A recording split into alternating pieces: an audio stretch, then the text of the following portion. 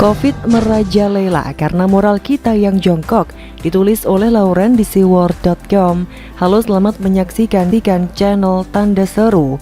Awalnya saya mengira bahwa PPKM darurat akan berakhir pada tanggal 20 Juli 2021. Perkiraan saya pun akhirnya gugur karena ternyata ada perpanjangan hingga tanggal 25 Juli. Memang sebuah langkah yang berat untuk diambil, tapi ya gimana lagi, grafik belum melandai dan juga masih ada saja vaskes yang kewalahan dalam menangani pasien yang terus berdatangan. Dengan melihat semua dinamika yang terjadi di Indonesia, saya bisa menyimpulkan bahwa ada satu hal mengapa Covid di Indonesia masih belum berkurang, karena moral kita yang jongkok, moralitas masyarakat kita sendiri yang menyebabkan Covid sangat lestari di Indonesia. Sejatinya, pandemi ini adalah ujian bagi empati, kemanusiaan dan moral kita sebagai manusia. Namun saya berani bilang bahwa kita gagal dalam ujian itu.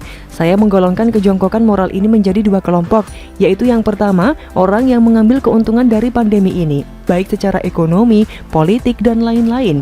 Di samping itu juga ada kelompok dua, yaitu orang yang sejatinya memiliki kemampuan serta sumber daya untuk membantu penanganan pandemi, namun memilih untuk tidak melakukan apapun.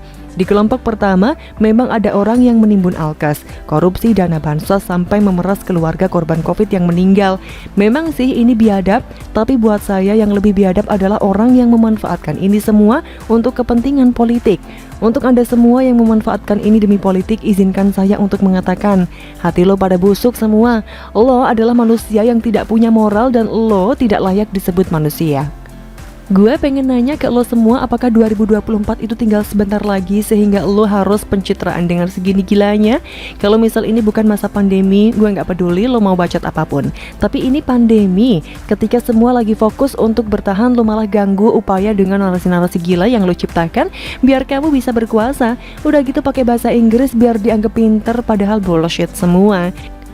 Menurut saya pribadi, orang-orang semacam ini cuma jadi benalu untuk bangsa ini dalam melawan pandemi dan hal lainnya.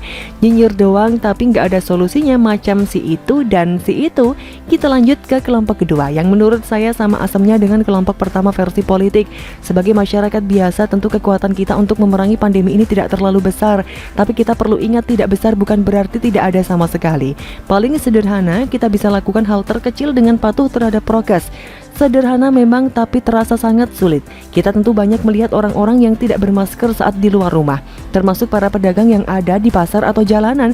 Sebagian dari kita sudah berusaha untuk diingatkan prokes ke mereka, tapi saya yakin mereka banyak yang nyolot saat kita ingatkan. Mereka punya daya dan kekuatan untuk melakukan itu, tapi tidak mereka lakukan. Hal yang sama juga saya lihat pada sebagian kecil masyarakat kita yang jauh lebih beruntung. Saya hanya melihat sebagian kecil dari masyarakat beruntung ini yang berupaya nyata dalam membantu penanganan Covid ini. Contoh yang paling mentereng dan bisa kita lihat adalah Agnes Mo yang beberapa waktu lalu membangun klinik vaksinasi. Mengenai Agnes Mo, tentu kita sering mendengar bahwa artis ini dibilang tidak cinta Indonesia, bukan pribumi dan sebutan-sebutan lain yang menghina. Tetapi dari sini saya bisa melihat bahwa Agnes Mo malah lebih cinta Indonesia daripada orang-orang yang menghina dia, dan rasa cintanya terhadap Indonesia juga berbuah. Dari sini saya jadi bertanya, kemana para artis hijrah dan ustadz-ustadz yang biasa galang donasi Palestina?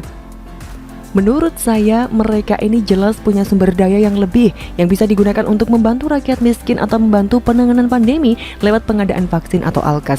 Sejauh ini saya pribadi belum mendengar upaya apapun dari mereka, tapi sepertinya kok mereka memang tidak berencana untuk membantu apapun dalam penanganan pandemi ini. Mereka memang biasanya mengklaim diri religius, bahkan lebih religius dari orang lain. Maka izinkan saya untuk mengutip sesuatu yang religius untuk mereka. Iman tanpa perbuatan pada hakikatnya adalah mati. Sekian sesi ngedumel saya, terima kasih. Bagaimana komentar dari Anda? Ngakak, Abu Janda kena Covid, didoakan cepat mati. Kadrunnya mati, dia selamat. Ditulis oleh Manuel di seaworld.com. Halo, selamat menyaksikan channel Tanda Seru. Memang Tuhan ada di pihak Abu Janda, Tuhan ada di pihak anti kadrun. Sebandel-bandelnya Abu Janda, dia tetap diberikan kesempatan dan diberikan kelegaan oleh Tuhan. Senakal-nakalnya Abu Janda, kalau ngajak orang dan melawak di media sosial, dia disayang Tuhan. Ketika dia yang ada komorbid terkena Covid, banyak teman-temannya seperti Denny Siregar, Ade Armando dan kami para penulis mendoakan orang ini agar cepat sembuh. karena kami tahu bahwa Abu Janda ini ada penyakit penyerta yang sulit. Persen kesembuhan turun. Kami sempat was-was, namun di tengah kesulitan itu ada saja Kadrun yang di Twitter dan Instagram Stories mendoakan agar dia cepat mati. Buset, ada saja hati yang jahat dan busuk seperti itu. Namun di balik hati yang busuk ternyata Kadrunnya yang mati. Nasib baik ada di diri Abu Janda. Dari artikel ini penulis ingin memperlihatkan bagaimana orang-orang jahat ini memiliki hati yang busuk. Terkena COVID bukannya didoakan malah dijadikan bahan untuk membuli orang. Abu Janda ini memang pembawaannya asyik, santai, dan cenderung nakal. Apalagi kalau dia mulai mengejek Kadrun. Jiwa anak nakalnya keluar. Saya adalah salah satu orang yang kalau nonton dia bisa ngakak nggak karuan dan nggak berhenti video itu. Ngejek Kadrun sambil joget-joget. Gayanya itu memang ngeselin. Gak heran juga sih Kadrun kepanasan dan Kadrun kejang-kejang. Apalagi Rizik dan kawan-kawan FPI. Apalagi Felix Xiao yang pernah encounter sama dia di TV OON. Di acara Karni Ilyas pasti panas banget sama dia. Ngejek HTI dan FPI dengan lepas adalah ciri khas Abu Janda. Sesangar-sangarnya saya nggak pernah berani loh sampai ngajak ribut HTI dan FPI. Mereka mainnya keroyokan. Ngeri kalau ketemu Kadrun-Kadrun macam gitu. Tapi tidak untuk Abu Janda. Abu Janda ini fokus menghajar Kadrun dengan gayanya yang lucu, mengejek parah. Namun yang paling tidak terpikirkan adalah ketika Abu Janda sakit malah didoakan mati. Ini sudah busuk sekali motivasinya. Mendoakan mati dijadikan bahan dan konten di media sosial, diramaikan oleh mereka-mereka juga. Saya nggak tahu apa yang dirasakan Abu Janda jika dia membaca. Saat terkena COVID semangat hidup ini kurang, karena untuk bernafas pun sulit. Jangankan COVID, karena asma saja saya sudah megap-megap. Apalagi ditambah berita yang semacam itu, pasti rasanya kepingin mati saja. Saya kira Abu Janda sudah lebih tahan banting. Dia tetap menjalani pengobatan. Semua prosedur penyembuhan dilakukan. Sempat isoman, ternyata kondisi memburuk karena ada komorbid alias penyakit penyerta. Dia akhirnya dilarikan ke rumah sakit. Setelah itu ia mendapatkan plasma darah. Kalau tidak, salah 1 atau 2 bag. Doa orang jahat yang menyumpai dia mati ternyata balik ke orang itu. Ternyata Kadrun yang doakan Abu Janda cepat mati malah mati duluan. Benar-benar azab membuli orang baik sih. Abu Janda itu dari luar saja nampak nakal, namun di dalamnya hatinya sangat baik. Saya yakin Abu Janda pasti juga sedih mengetahui kalau orang yang mendoakan Abu Janda mati ternyata mati duluan sebelum Abu Janda keluar rumah sakit. Dia pasti tidak tega mendengar berita itu. Namun hidup tetap harus berjalan.